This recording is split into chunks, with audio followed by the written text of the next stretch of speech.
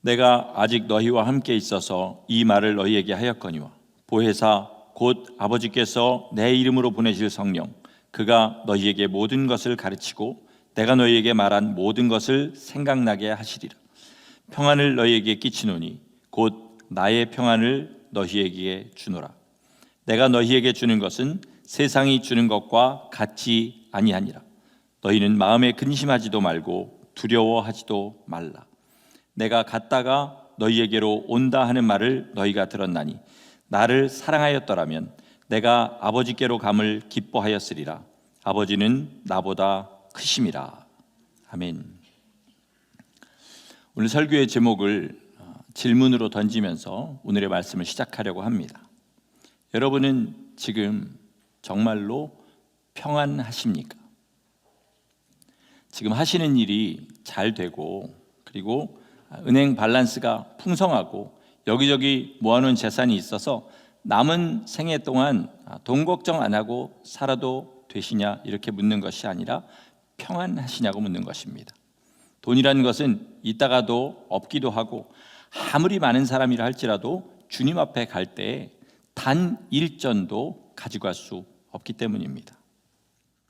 사람들이 여러분들을 존중해주고 인정하느냐는 질문도 아닙니다. 사람의 인정이라는 것은 시시각각 변합니다. 여러분 삼식이라는 말 아십니까? 젊어서 열심히 가족을 위해서 돈을 번 남편이 은퇴한 다음에 감히 집에서 세 끼를 다 차려 먹는다 이래가지고 삼식이라는 농담이 여성들 사이에 유행합니다. 부부라 할지라도 이렇게 능력이 있을 때는 인정해 주다가 능력이 없어지고 나면 무시하는 그런 악한 일도 있는 것이 세상입니다. 또 정치인들과 연예인들이 많이들 스스로 자기 목숨을 끊는데 그 대부분의 이유는 뭐냐면 어제까지 나를 인정해 주고 열광해 주던 사람들이 어떤 작고 큰 사건으로 인하여서 순식간에 악플러라는 것으로 변해버려서 그 사람들을 후벼파고 모욕하고 그리고 뒤에서 험담하는 것을 이기지 못해서 자기 목숨을 끊는 일이 참 많습니다. 또 평안하시냐는 질문은 지금 건강하시고 앞으로 몇 년간 건강에 대해서 큰 걱정 없다 그렇게 묻는 것도 아닙니다. 건강이야말로 끝이 너무나 분명한 겁니다. 지금 태어난 아기라 할지라도 언젠가는 가장 건강하지 못한 상태인 죽음이라는 것을 맞이하기 때문입니다. 가정이 화목하냐 이렇게 묻는 것도 아닙니다. 아시는 분은 아시는 지난 주일에도 정말 화목한 가정의 가장 한 분이 하나님의 부르심을 받으셨습니다. 그래서 장례를 치루었는데 너무 화목했기 때문에 슬픔이 더 컸습니다. 아무리 화목한 가정도 결국은 이렇게 죽음을 통해서 헤어지게 되어 있습니다. 이와 같이 우리가 이 땅에 사는 동안에 평안이라는 것은 조건적인 것입니다. 우리는 피조물이기 때문에 우리가 온전한 구원을 이뤄서 이젠 더 이상 변하지 않은 그 나라에서 변하지 않는 모습으로 온전히 하나님 안에 들어가기 전까지는 절대적인 평안은 이 땅에서는 누릴 수 없습니다. 항상 뭔가에 기대어서 평안을 누리는 것입니다. 그러므로 우리의 평안의 그 상태, 우리의 평안의 질은 무엇으로 결정되느냐? 무엇에 기대어서 평안을 얻고 있느냐? 거기에 따라 결정되는 것입니다. 그 기대고 있는 것이 변하지 않을 것이라면, 그것도 영원히 변하지 않을 것이라면 그 평안은 어떤 것에도 흔들리지 않을 것이고, 만약에 그것이 요동치고 변하는 것에 기대고 있으면 그 평안은 쉽게 흔들려 버릴 겁니다. 그런데 사람은 참 교만하고 미련해서 내가 조금만 능력이 있고 지혜롭고 열심히 노력하면 평안할 수 있을 것이라고 그렇게 착각을 합니다. 우리가 왜 캠핑 가면 쓰는 텐트 있지 않습니까? 어제 제가 이 설교를 준비하면서 찾아봤는데요, 아마존에서 50불에 파는 것도 있고요, 특별한 웹사이트 같은 데서 10,000불, 20,000불씩 하는 그런 텐트도 있습니다. 만약에 여러분 앞에 50불짜리 텐트와 10,000불짜리 텐트를 놓고 둘 중에 하나를 가지십시오. 그럼 당연히 10,000불짜리 텐트를 가질 겁니다. 그런데 우리 한번 바꿔서 생각을 해보겠습니다. 볕이 잘 들고 양지 바르고 따뜻한 날씨가 있는 곳에 뽀송뽀송하고 단단한 땅에 쳐진 50불짜리 텐트하고 벼랑 끝에 칼바람이 불고 비바람이 치는 그 벼랑 끝에 언제 무너질지 모르는 그 땅 위에 쳐진 10,000불짜리 텐트하고 여러분은 어디서 주무시겠습니까? 설사 100,000불짜리 텐트라 할지라도 칼바람 불고 언제 무너질지 모르는 거기에 지어진 텐트 위에는 주무시지 않을 겁니다. 우리가 어떻게 하면 참 평안을 얻을 수 있느냐? 무엇이 우리로 하여금 참 평안을 얻게 하느냐? 텐트가 아니라 텐트가 세워진 곳을 볼 수 있는 지혜가 있어야 됩니다. 그런데 세상 사람들은 또 믿음이 연약한 사람들은 땅을 보지 않고 자꾸 텐트를 봅니다.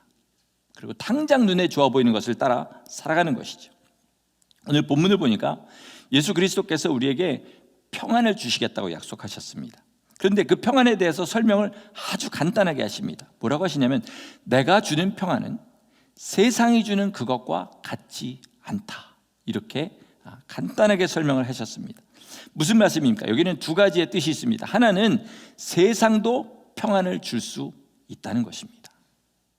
그러나 주님이 주시는 평안은 세상이 주는 것과는 분명하게 다르다는 것이죠. 그러므로 우리는 세상이 주는 평안이 무엇인가를 한번 잘 생각해 봐야 될 것입니다. 세상 평안이라는 것은 뭐냐? 앞에 제가 설명한 대로 세상에 기대서 얻는 평안입니다. 그러니까 세상의 평안을 얻으려면 무엇보다 세상이 평안해야 됩니다. 예를 들어서 전쟁이나 기근이나 전염병 같은 것이 있으면 세상이 평안하지 않습니다. 요즘 대한민국의 초등학생들에게 뭐가 소원이냐 이렇게 질문을 하면 대답이 똑같다고 합니다. 뭔지 아십니까? 코로나가 없어졌으면 좋겠다. 이게 아이들의 소원이라고 해요. 예전에는 코로나 전에는 연예인이 되는 거 이게 아이들의 최고의 소원이었는데 지금 뭐냐? 코로나가 없어지는 것이 아이들의 소원이라고 합니다. 왜 그렇습니까? 코로나가 일상을 다 망쳐놓은 거예요. 아이들이 학교 안 갔으면 소원이 없겠다 했는데 코로나 때문에 학교를 못 가니까 학교 가고 싶은 거고, 이제 학교를 가게 됐는데 가서 마스크를 벗고 살고 싶은 거고, 엄마 아빠가 코로나 때문에 이것저것 못하게 하는 것이 없었으면 좋겠다는 거죠. 근데 여러분 아시는 대로 이 코로나 바이러스라는 게 사실 독감보다 약한 겁니다. 만약에 여지껏 유행했던 독감 중에 굉장히 강력한 게 이 코로나 바이러스만큼 전염성이 강했으면 훨씬 더 많은 사람이 죽었을 거예요.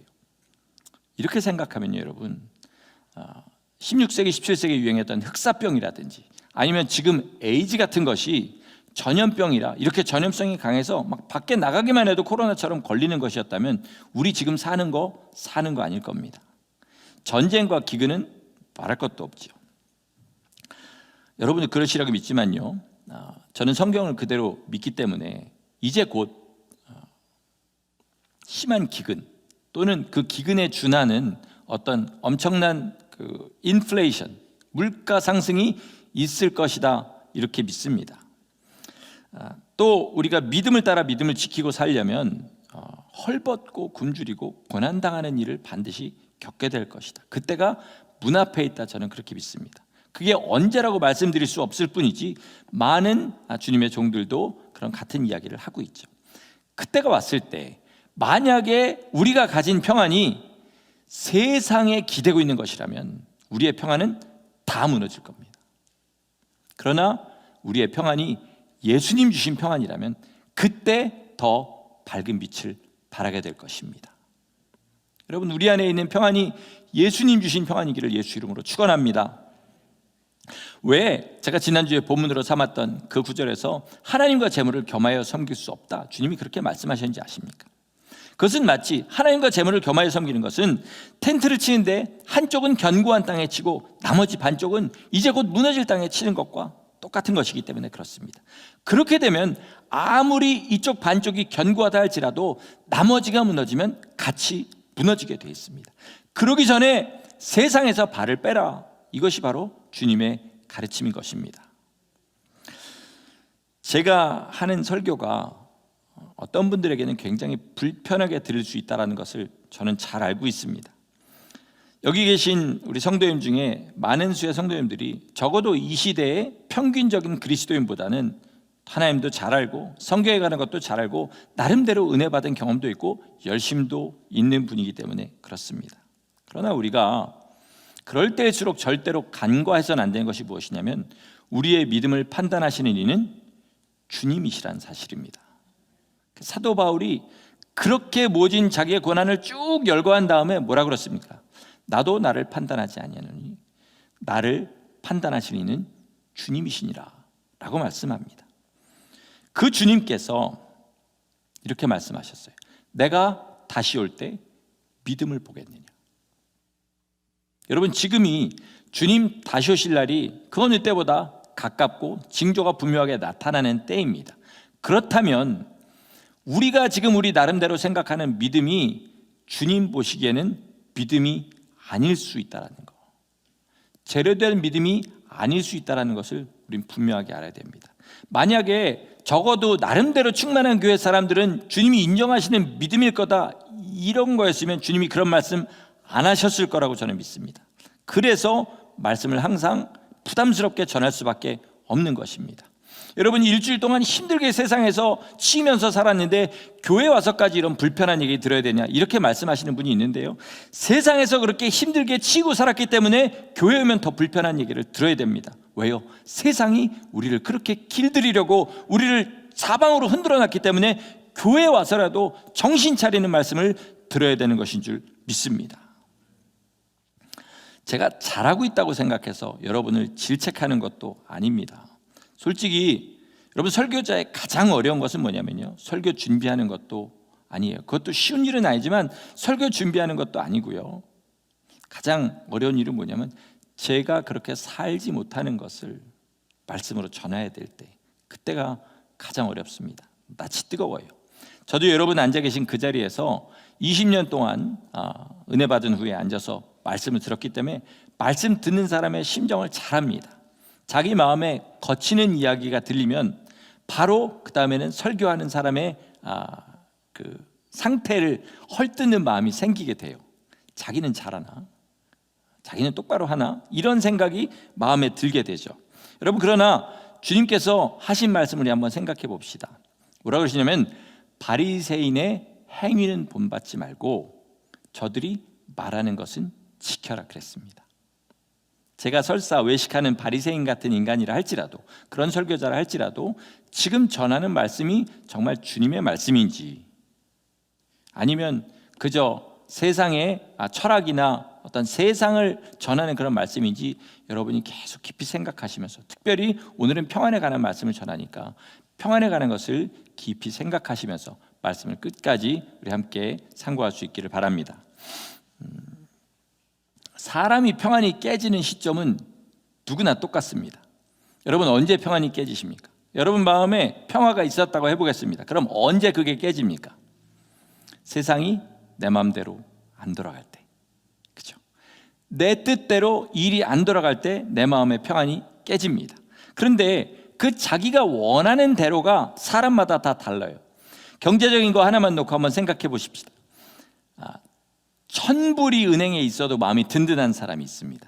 근데 어떤 사람은 1000불이 1000번이 있는 100만 불의 재산을 가지고도 나는 아직 배고프다, 이렇게 이야기하는 사람들이 많이 있습니다. 저는 비교적 부유한 가정에서 태어났습니다. 그래서 어렸을 때 살아왔던 삶을 이렇게 생각하면 남들보다 정말 좋은 집에서 살았고 잘 먹고 잘 살았습니다. 근데 나중에 이제 철들고 진짜 돈이 필요할 때쯤 돼서는 집이 가세가 완전히 기울어서 없는 것이 훨씬 익숙한 상태로 그렇게 살았었습니다. 수녀의 똥배짱이었다고 생각해요. 지금 생각하면. 그런 상태에서 결혼을 했고요, 그런 상태에서 무일푼으로 미국까지 유학을 왔습니다. 그런데 와서 은혜를 받았어요. 그래서 돈 걱정을 해본 기억이 없습니다.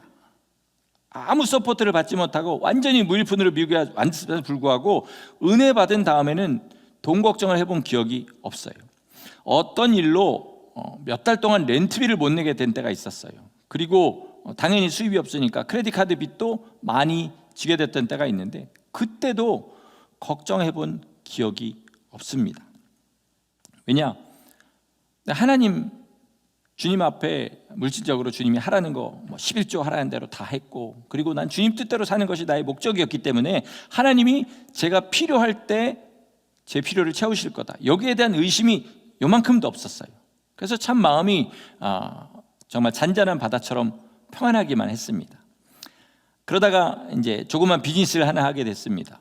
그리고 제 믿음대로 정말 하나님께서 물질을 풍성하게 주셔서 빚도 다 갚고, 그리고 나름대로 풍성하게 그렇게 살게 되었어요.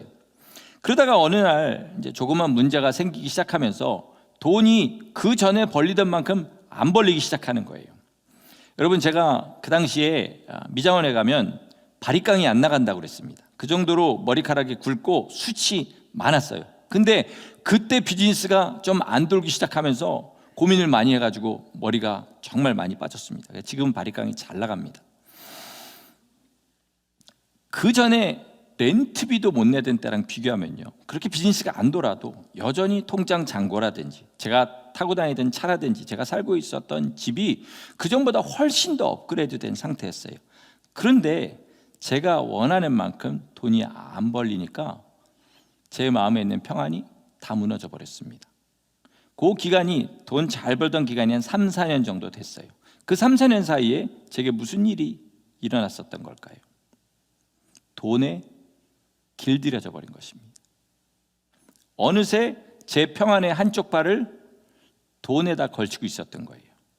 그게 흔들리니까 제 평안이 다 흔들려 버리더라고요. 이게 비단 제 얘기뿐일까요? 여러분은 어떠십니까? 내가 원하는 만큼 돌아가고, 내가 원하는 만큼 내 통장 잔고가 있어야 되고, 내가 원하는 만큼의 어떤 것이 있어야 마음이 편하십니까? 그러면 여러분의 평안은 세상이 주는 평안인 것입니다. 주님이 주시는 평안은 뭐냐? 먹을 것이 있고 입을 것이 있으면 족한 평안입니다. 아니, 설사 먹을 것이 없고 입을 것이 없다 할지라도 주님만 함께 하시면 평안한 거, 이게 바로 주님이 주시는 평안인 줄 믿습니다. 그래서 바울은 빌립보서 4장 12절 13절에서 이렇게 말합니다. 나는 비천에 처할 줄도 알고 풍부에 처할 줄도 알아. 모든 일 곧 배부름과 배고픔과 풍부와 궁핍에도 처할 줄 아는 일체의 비결을 배웠노라. 그 다음에 뭐라고 합니까? 내게 능력 주시는 자 안에서 내가 모든 것을 할 수 있느니라. 아멘. 이게 주님 주시는 평안입니다. 제가 케냐를 2번 갔다 왔습니다. 거기서 얻은 가장 큰 유익이 있다면요, 식탁에서 절대로 투덜거리지 않게 됐다는 겁니다. 전 그전에도 반찬 투정하는 사람은 아니었습니다만, 하여튼 먹을 것만 있으면 그것으로 감사하는 마음을 아직도 가지고 있어요. 맛있으면 더 감사하고요, 더 좋은 음식들이 있으면 더 감사하지요. 왜냐? 거기 가보니까 옥수수로, 그 옥수수 가루로 만든 그것도 제대로 없어가지고 하루에 한 끼, 2끼, 그것도 배부르게 먹지 못하는 그 사람들을 보고 왔기 때문이에요. 그러니까 음식이 있다는 사실 하나만으로 감사가 올라오고요, 아내가 뭘 해줘도 절대로 불평이 안 나옵니다. 그리고 진짜 남들도 다 굶은 만큼 어떤 그런 재난급의 사건이 다가오지 않으면 나 이 정도는 먹고 살겠구나 라는 그런 안심이 제 안에 있습니다.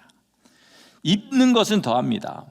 옛날 사람들처럼 1년에 한 벌, 2벌 가지고 그렇게 사는 세상이라면 전 주님 오실 때까지, 아니면 제 인생이 끝날 때까지 입을 옷 다 있습니다.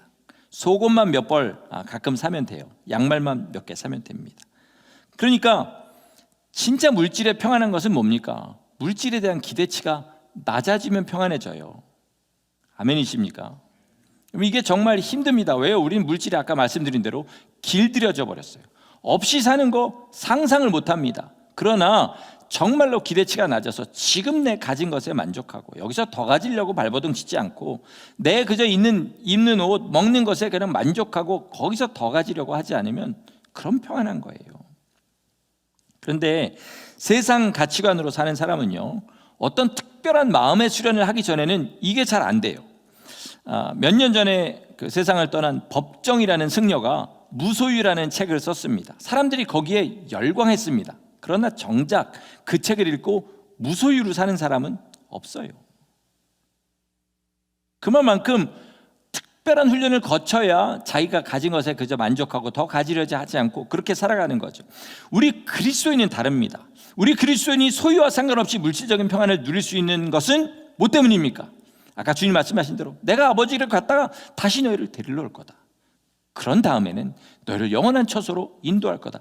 이것이 우리의 소망이기 때문에 이 땅의 환경과 조건이 우리를 흔들지 못하는 거, 이게 바로 우리가 물질에 대해서 평안할 수 있는 이유인 줄 믿습니다. 여러분, 이 마음이 정말 내 안에 있습니까? 나 지금 사는 것보다 생활 수준이 낮아져도 충분히 평안할 것 같으십니까? 만약에 그게 불안하다면 그만큼 여러분은 물질에다 발을 걸치고 사는 사람인 것입니다. 또 언제 우리의 평안이 깨지냐? 사람들이 내가 원하는 대로 나를 대접해 주지 않을 때, 그때 우리의 평안이 깨집니다. 사람마다 사람에게서 원하는 것이 다 달라요. 분명한 것은 자기가 정한 선이 있습니다. 어떤 사람은 충분히 참을 수 있는 일을 어떤 사람은 못 참습니다. 어떤 사람은 남이 하는 말 신경도 안 쓸 그 말을 어떤 사람은 조그만 말 하나에 신경 쓰면서 저녁에 막 잠자리에 들지 못합니다. 잠을 못 자면서 그 사람이 나한테 한 말이 도대체 무슨 뜻일까 막 고민하고 그렇게 하게 된다는 거죠. 그러니까 말 한마디에 평안이 다 깨져버려요. 사람이 내게 주는 눈빛 하나가 마음에 안 들면 평안이 다 깨져버립니다. 특별히 자기가 좀 신경 쓰거나 존경하거나 좋아하는 사람이 그러면 아예 잠을 못 자게 되는 거죠. 여기에 대해서 주님이 주신 해결책은 뭡니까? 낮아져라, 섬겨라, 용서해라. 이게 바로 주님이 주시는 평안의 비결입니다. 여러분, 세상 사람들은요, 겸손한 척 해도 사실은 어느 순간에 겸손이 깨져버립니다. 제가 예전에 서부 지역에 있는 어떤 유명한 가문에서 주최하는 성악 콩쿠르에 나간 적이 있었습니다. 뉴욕 예선에 갔더니 그 가문의 이름이 이제 제카리라는 가문인데, 놀랍게도 그 앞에서 안내하시는 분이 그 가문의 안주인이더라고요. 한 60대 정도 되신 지긋한 여자분이 제카리라는 라스네임을 가지고 거기서 사람들을 안내하고 섬기고 있었습니다. 참 겸손하다 이분들. 괜찮은 가문인가 보다 이런 생각을 하고 감동을 받을 정도였어요. 근데 이제 사람들이 그 뉴욕에 있는 어떤 미타운에 있는 조그만 홀을 빌려가지고 하는데 그 옆에 같이 쓰는 회사가 있었어요. 복도에 사람들이 너무 이렇게 북적북적하니까 그 회사에서 젊은 여자 하나가 나오더니, 왜 그 미국 사람들 특유의 아주 냉랭하고 사람들 모욕하는 그런 말투로 그 미세스 자카리한테 이러는 거예요. 네가 할 일은 이런 일이 생기지 않도록 사람들을 잘 안내하는 거다. 뭐 하는 거냐? 그렇게 막 소리를 지르고 들어갔어요. 그분이 누군지 몰랐던 거죠. 이분이 끝까지 겸손하게 미안하다, 잘하겠다 하고 그 여자가 들어갔는데, 그 다음에 제가 계속 그분을 봤습니다. 그랬더니 계속 그 여자가 한 말을 되뇌이고 있더라고요. 그러면서 혀를 차고 막 이런 소리도 내고 그러면서 분을 삭히고 있는 것을 봤어요. 아무리 겸손한 모습으로, 물론 겸손한 면이 있었겠죠. 그랬어도 자기 위치가 있는데 그런 대접을 당했을 때는 참을 수가 없었던 겁니다. 우리 주님의 말씀은요, 겸손의 겉모양을 가져라가 아니라 실제로 네가 모든 사람보다 낮은 사람이라고 생각해라. 모든 사람이 네가 나처럼, 주님처럼 섬겨야 될 대상이라고 생각해라. 어떤 사람이 너에게 원수처럼 굴더라도 그 사람을 용서하는 것이 너의 살 길이라고 생각해라. 그러면 평안할 것이라는 겁니다. 여러분, 사람이 나를 어떻게 대접하냐에 따라서 평안이 깨진다면 그것은 우리 주님께서 주신 그 모든 것들을 잊어버린 것이라는 겁니다. 만약에 정말로 겸손하고 정말로 섬기고 정말로 용서하는 마음이 있으면 그 평안은 아무도 깰 수 없는 것입니다. 그렇다면요, 결론으로 우리가 어떻게 물질이나 사람에 대해서 이런 마음을 가질 수가 있는지 우리 이것을 한번 생각해 보겠습니다. 길은 오직 하나뿐이에요. 뭐냐? 자기의 실체를 보는 겁니다. 사람과 비교할 땐 나는 그냥 평범한 사람 또는 남보다 나은 사람 이렇게 생각할 수 있지만요, 우리의 실체는 뭐냐면 하나님의 아들을 십자가에 못 박아 죽인 죄인입니다. 저는 원죄라는 말을 별로 좋아하지 않아요. 신학적으로는 문제가 없습니다. 그런데 많은 사람들이 예수님이 십자가에 달려 돌아가는 것이 아담의 죄 때문이라고 생각하는 거예요. 아닙니다. 아담 때문에 죄가 세상에 들어온 것은 맞습니다. 그러나 우리 한 사람 한 사람이 하나님 앞에 고개를 들 수 없는 끔찍한 죄인입니다. 이거를 알면 나머지 문제가 해결된다는 거예요. 그런데 사람들이 아담의 핑계를 대고 정작 자기의 끔찍한 죄는 보지 못하는 그런 일이 너무나 많은 것 같습니다. 우리가 주님 앞에 헌신하게 되는 것은요, 바울이 그만큼 주님 앞에 헌신하게 된 것은 그만큼 자기의 죄를 깨달았고 그만큼 하나님의 은혜를 깊이 깨달았기 때문입니다. 바울이 우리보다 양심적인 사람이라거나 바울이 우리보다 더 지혜로운 사람이라서가 아니고 자기의 죄의 실체를 날마다 더 깊이 보게 되고 그리고 그러므로 말미암아 주님의 은혜를 더 깊이 깨달았기 때문입니다. 여러분, 우리 삶이 굉장히 괜찮은 걸로 되어 있다고 생각하시는지 모르겠지만 날마다 자기 마음에 올라오는 생각들과 주님이 내게 베풀어 주신 애들을 계속 비교해 보시기 바랍니다. 죽일 놈입니다. 진짜로 지금 주님이 나를 죽이셔도 전혀 우리는 끽소리 한마디 못할 만큼 죄인인 거예요. 우리 인생 자체가 죄로만 빚어져 있습니다. 다만 모를 뿐이죠. 이 죄를 깨닫고 도저히 이 죄를 씻을 길이 없어서 몸부림치는 일이 있을 때 우리가 거듭나고 계속해서 자기의 죄를 깨닫고 날마다 몸부림칠 때 주님의 십자가 앞에 나가게 되는 것입니다. 찬송가 가사를 보면 보혈을 샘물이라는 표현을 많이 씁니다. 샘물과 같은 보혈은 임마누엘 피로다. 이 샘의 죄를 씻으면 정하게 되겠네. 자, 보혈이 샘물입니다. 그럼 여러분, 그 샘물 앞에 어떻게 나가십니까? 선포하면 나가십니까? 자기 죄를 깨닫고 날마다 충격을 받아야 돼요. 예수님의 피 없으면 나는 못 산다는 것을 날마다 깨달아야 됩니다. 그래야 보혈의 샘 앞에 나갈 수 있습니다. 말로만 이빠른 소리로 주님 앞에 주님의 보혈 외친다고 되는 것이 아닙니다. 끝까지 믿음을 지키는 길도 거기에 있습니다. 구약의 제사법은요, 우리 일생이 마지막 구원까지 나가는 길을 분명하게 가르쳐 줍니다. 자, 우리 한번 화면 좀 띄워주시기 바랍니다. 저게 성막입니다. 성막이에요. 밖에 쳐져 있는 것을 성막 포장이라고 그러고 그 앞에 지금 있는 것이 그 성막 문인데 그걸 열고 들어가면 그 빨갛게 그 사각형으로 되어 있는 것이 저게 번제단입니다. 저 번제단에서 뭘 하냐? 1년 된 어린 양이나 염소를 잡습니다. 그리고 거기서 피를 흘려요. 그 다음에 그 텐트와 사이에 동그란 거 조그만 거 하나 있는 것이 물두멍입니다. 저기서는 뭐를 하냐면 손을 씻습니다. 목욕한 자는 날마다 발만 씻으면 된다 하는 주님의 말씀이 바로 저것을 의미합니다. 그리고 나면 그 성막을 열고 텐트 안에 들어가게 됩니다. 그러면 왼쪽에는 우리가 메노라라고 하는 그 금초대가 있고, 잘 보이신지 모르겠지만 오른쪽에는 12개의 떡을 진열해 놓는 진설병 상이 있습니다. 여기에 주님이 주신 의미가 있지만 오늘 그것을 보려고 하는 건 아니고요.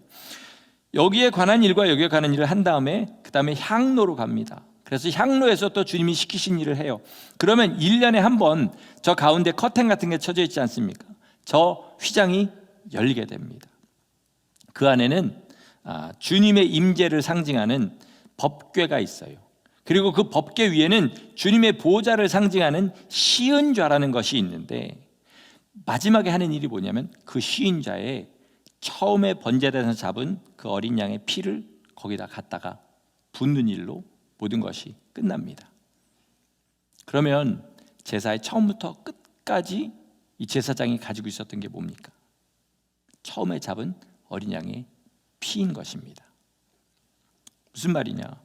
끝까지, 처음부터 끝까지 주님의 보혈의 공로를 의지하지 않고는 아무도 하나님 앞에 나갈 수 없다라는 말입니다.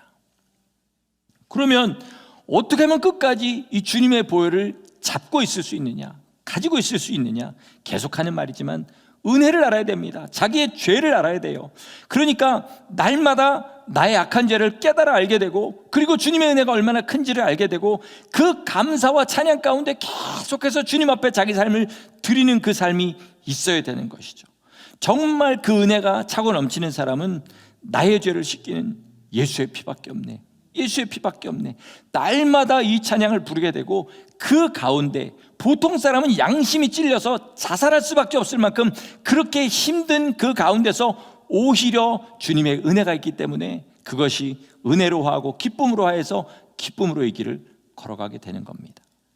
그럴 때 물질이 그 사람을 흔들지 못하고 사람이 그 사람을 흔들지 못하는 평안이 그 가운데 임하는 것입니다.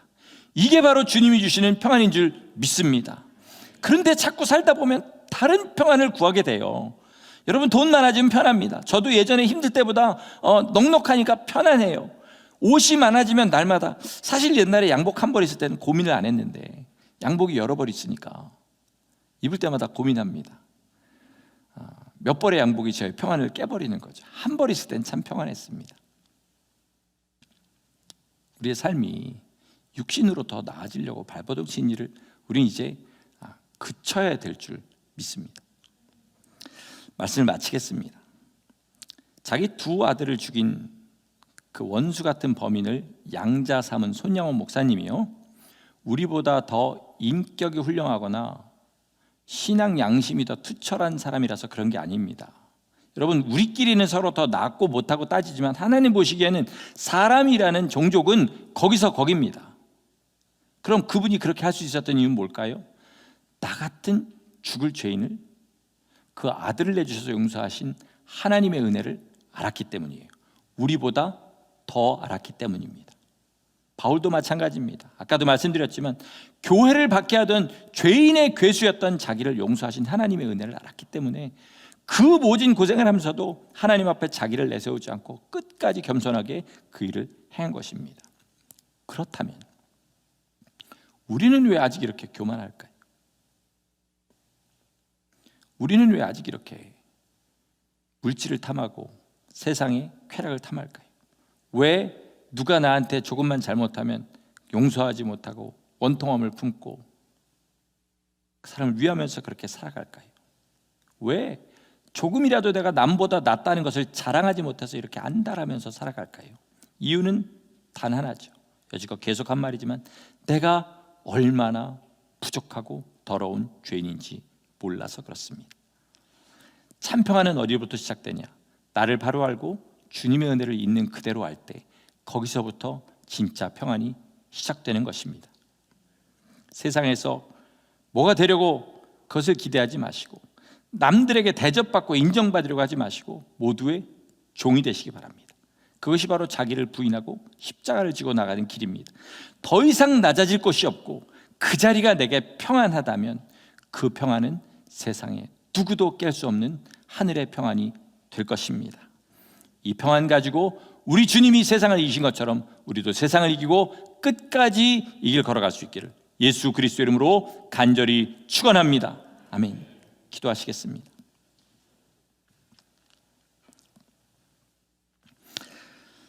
하나님, 분명히 우리는 이 세상의 약한 사람들보다는 주님을 더 알고 은혜 받은 것도 분명하지만 그러나 우리의 한쪽 발은 아직도 세상에 걸치고 세상이 우리를 어떻게 대접하느냐에 따라서 흔들고 있는 그런 위험한 상태에 있는 것을 주님 앞에 고백하게 하여 주시옵소서. 나는 아닌 것처럼 하지 않게 도와주시고 내가 바로 그 사람입니다. 내가 바로 그 세상과 하나님을 겸하여 섬기는 죄인입니다. 주님 앞에 고백하며 나갈 때 나 같은 죄인 용서해 주시는 주님의 은혜를 힘입을 수 있는 우리 한 사람 한 사람 되게 하여 주시옵소서. 하나님, 기회 있을 때 아직 원수와 같은 길에 있을 때 그와 사화라는 주님의 말씀처럼 우리가 숨 쉴 수 있고 회개할 수 있는 이때에 온전하게 돌이키고 주 예수 그리스도의 평안을 누리며 이 길 끝까지 걸어갈 수 있는 지혜와 믿음의 사람 될 수 있도록 우리를 축복하여 주시기를 간절히 소원하옵고 예수 그리스도 이름으로 감사하며 기도드렸습니다. 아멘.